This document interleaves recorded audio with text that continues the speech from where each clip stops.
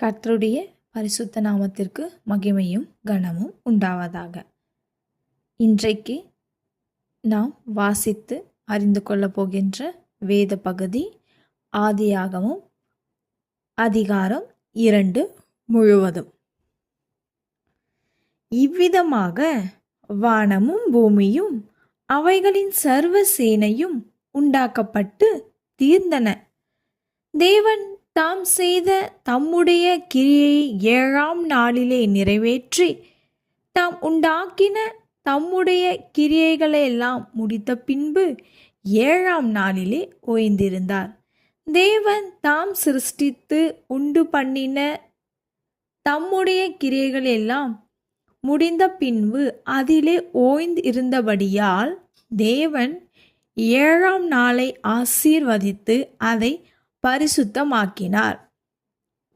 தேவனாகிய கர்த்தர் பூமியையும் வானத்தையும் உண்டாக்கின நாளிலே வானமும் பூமியும் சிருஷ்டிக்கப்பட்ட வரலாறு இவைகளே.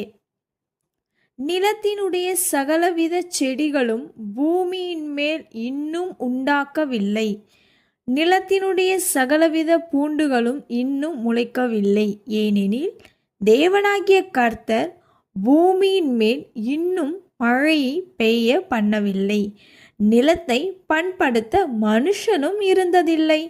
அப்பொழுது மூடு பனி பூமியிலிருந்து எழும்பி பூமி எல்லாம் நனைத்தது.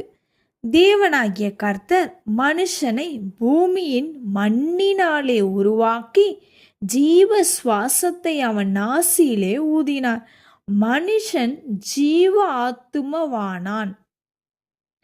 தேவனாகிய கர்த்தர் கிழக்கே ஏதேன் என்னும் ஒரு தோட்டத்தை உண்டாக்கி தாம் உண்டாக்கின மனுஷனை அதிலே வைத்தார்.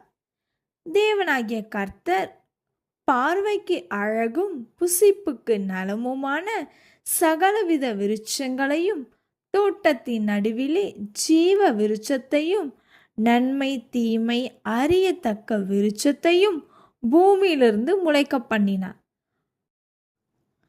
தோட்டத்துக்கு தண்ணீர் பாயும்படி ஏதேனிலிருந்து ஒரு நதி ஓடி அங்கே இருந்து பிரிந்து 4 பெரிய ஆறுகளாயிற்று. முதலாம் ஆற்றுக்கு பைசோன் என்று பேர். அது ஆவிலா தேசம் முழுவதையும் சுற்றி ஓடும். அவ்விடத்திலே பொன் விளையும். அந்த தேசத்தின் பொன் நல்லது. அவ்விடத்திலே பீத்தலாகும் கோமேதக கல்லும் உண்டு. 2ஆம் ஆற்றுக்கு கீகோன் என்று பேர். அது எத்தோப்பியா தேசம் முழுவதையும் சுற்றி ஓடும். 3ஆம் ஆற்றுக்கு இத்தெக்கேல் என்று பேர். அது அசிரியாவுக்கு கிழக்கே ஓடும். 4ஆம் ஆற்றுக்கு ஐபிராத் என்று பேர். தேவனாகிய கர்த்தர் மனுஷனை ஏதேன் தோட்டத்தில் அழைத்து கொண்டு வந்து அதை பண்படுத்தவும் காக்கவும் வைத்தார். தேவனாகிய கர்த்தர் மனுஷனை நோக்கி, நீ தோட்டத்தில் உள்ள சகல விருட்சத்தின் கனியையும் புசிக்கவே புசிக்கலாம். ஆனாலும் நன்மை தீமை அறியத்தக்க விருட்சத்தின் கனியை புசிக்க வேண்டாம். அதை நீ புசிக்கும் நாளில் சாகவே சாவாய் என்று கட்டளையிட்டார். பின்பு தேவனாகிய கர்த்தர் மனுஷன் தனிமையா இருப்பது நல்லதல்ல, ஏற்ற துணையை அவனுக்கு உண்டாக்குவேன் என்றார்.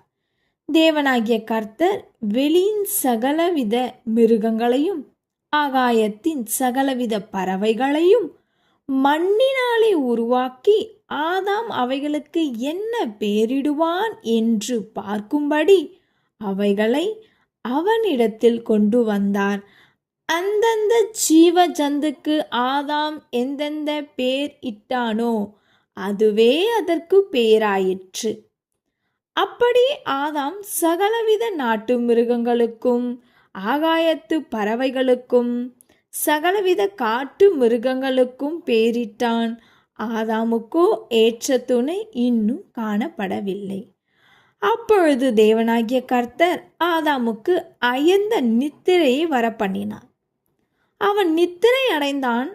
அவர் அவன் விலா எலும்புகளில் ஒன்றை எடுத்து அந்த இடத்தை சதையினால் அடைத்தார். தேவனாகிய கர்த்தர் தாம் மனுஷரில் எடுத்த விலா எலும்பை மனுஷியாக உருவாக்கி அவளை மனுஷனிடத்தில் கொண்டு வந்தார். அப்பொழுது ஆதாம், இவள் என் எலும்பில் எலும்பும் என் மாம்சத்தில் மாம்சமுமாய் இருக்கிறாள். இவள் மனுஷனில் எடுக்கப்பட்டபடியினால் மனுஷி எனப்படுவாள் என்றான். இது நிமித்தம் புருஷன் தன் தகப்பனையும் தன் தாயையும் விட்டு தன் மனைவியோடே இசைந்திருப்பான், அவர்கள் ஒரே மாம்சமாய் இருப்பார்கள். ஆதாமும் அவன் மனைவியுமாகிய இருவரும் நிர்வாணிகளாய் இருந்தும் வெட்கப்படாதிருந்தார்கள். ஆமேன்.